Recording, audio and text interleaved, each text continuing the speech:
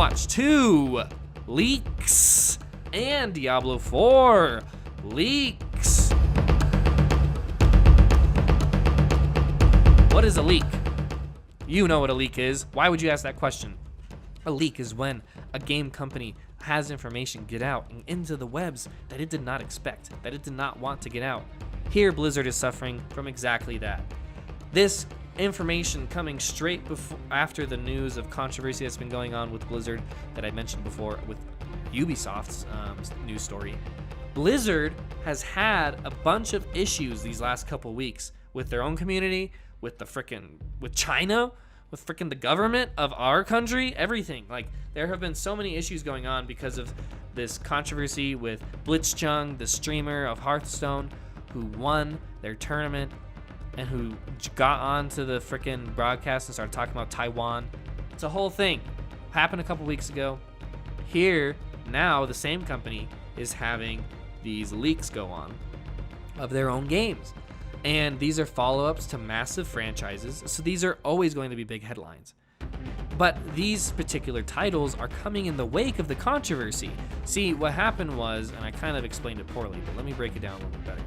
Blizzard, the game company in charge of games like Hearthstone, the creators of games like Hearthstone, of World of Warcraft, which I mentioned before, of Overwatch, which is mentioned here, Diablo also mentioned, and I'm sure there's a couple that I'm missing off the top of my head. StarCraft, I think, is one of them. Maybe not. But they are creating prolific online experiences, and they have been for years. They've grown to the point where they have their own events, tournaments across the world with millions of dollars in cash value that are handed out. It's insane, the level of competition that it's gotten to. It's watchability is getting better and better every year. But these moments where they release new games are monumental for their fans. So to have that sort of thing leak really sucks for that kind of company is basically what I'm trying to say. But I'm okay with that. I like the information. So let's break it down here with IGN's article. Overwatch 2 specifically. This is the only thing that's come out as far as I know. I don't think Diablo 4 has had so much more information other than the fact that it is coming out. So we don't have that to break down. But Overwatch 2, we do. It is to feature new player versus everyone missions, new game mode, and Hero 32. The first new core game mode since launch? Questions Joseph Noop, author of this article. Thanks, Joseph. Blizzard will reveal new details about the next iteration of Overwatch at BlizzCon next week, according to a report from ESPN. Overwatch 2 will feature a new logo for the franchise, new game modes, maps, heroes, PvE features, player versus everyone, and seemingly revised hero abilities for that PvE experience. Okay. ESPN obtained the information via a source at BlizzCon, as well as a training document for the event. Huh.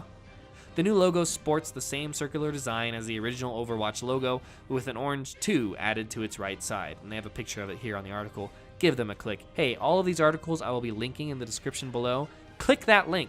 You're not doing anything else. Click that link. Give it to these guys. And then also comment down there and tell them about my podcast. Hero talents and in-game items also appear to be coming to Overwatch 2's Player vs. Everyone mode, which, according to ESPN's reporting, will feature at least one mission. According to images obtained by Overwatch YouTuber Stylosa, YouTubers, okay, leaks galore here. There's a freaking ESPN guy who got stuff. There's a YouTuber who got stuff. Blizzard, come on, like, mind those leaks, you know what I'm saying? I think Tracer's Recall, this appears to mean that instead of 2 to 4 primary skills, think Tracer's Recall and Blink abilities, each character will have some sort of progression system that unlocks additional abilities the more they level up, with players able to select an unspecified number of talents. That sounds cool. And also way more complicated. The meta on that game is going to be insane for Overwatch 2. There's a connection here with the YouTuber. He shows his tweet in the article, if you want to look at that. That PvE mission will be a 4-player, story-based sequence set in Rio de Janeiro. Overwatch 2 will also debut a new game mode called Push, which will be set on a new map based on Toronto, Canada, according to ESPN. I like that about Overwatch. They set all their different maps in different actual live locations makes it feel like an actual sporting event, which is obviously something they did on purpose to make money, but it works and it's cool. Both the new PvE mission and the new push mode are expected to be playable at BlizzCon, which starts on November 1st. So come around the corner. So their leaks are coming out now because the information's about to come out, hopefully in the next week. And I guess we'll see if that's true or not. So you might be listening to this and this information's already out. That's great. Good to know as I'm talking about it as we speak. In any case, the leak has happened. I'm talking about the leak. You probably already know all the official stuff.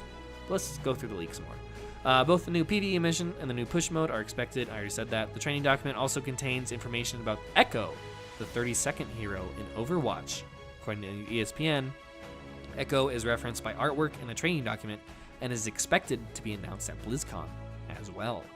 So, Overwatch, of course, known for their heroes, Echo being the 32nd in that spectrum. I thought it said 52nd for a second there, and it did not. I'm glad it didn't. That is a lot of people, 52nd. But it might get to that point. You never know. They're already at 32. They're at 32. Blizzard did not respond to ESPN's request for comment. The news of a new Overwatch iteration comes at a precarious time for Blizzard, as I mentioned.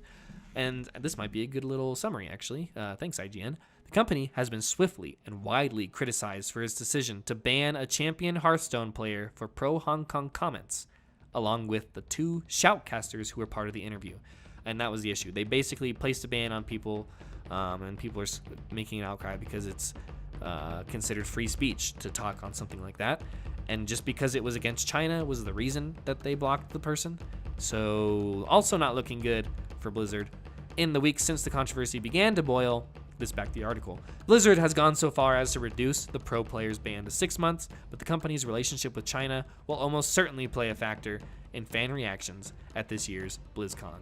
Joseph Noop, ladies and gentlemen, IGN, perfect little wrap up there at the end, explaining the whole controversy and why this is going to be interesting to see as it hits BlizzCon.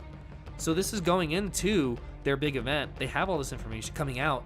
They're in probably a very, the most precarious spot that a company could be in.